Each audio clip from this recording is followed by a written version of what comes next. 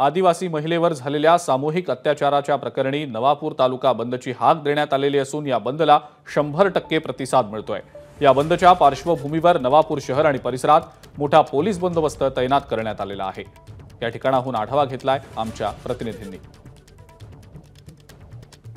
धुळे जिल्ह्यातील पिंपळनेर येथे मजुरीसाठी गेलेल्या आदिवासी महिलेवर सामूहिक बलात्कार करण्यात आला होता। या अत्याचाराच्या घटनेच्या निषेधार्थ नवापूर तालुका बंदचं आवाहन करण्यात आलं होतं आणि नवापूर तालुका बंदच्या या आवाहनाला चांगला प्रतिसाद मिळत असल्याचं चित्र दिसून येत आहे। नवापूर तालुक्यात आणि शहरात बंद पुकारण्यात आलेला होता। तालुक्यातील मोठ्या गावांमध्येही बंदला 100% प्रतिसाद मिळालेला आहे।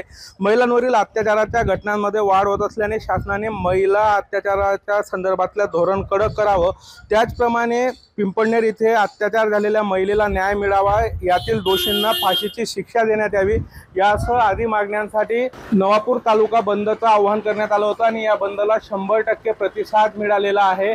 बंद यशस्वीरित्या पूर्ण झालेला आहे। बंदच्या पार्श्वभूमीवर नवापूर तालुक्यात मोठा पोलीस बंदोबस्त तैनात करण्यात आलेला आहे। अत्यावश्यक सेवा वगळता सर्वच व्यापारी प्रतिष्ठान बंद असल्याने नवापूर बंदला 100% प्रतिसाद मिळालेला आहे। विकेश पाटील, एबीपी माझा, नंदुरबार। एबीपी माझा, उघडा डोळे बघा नीट।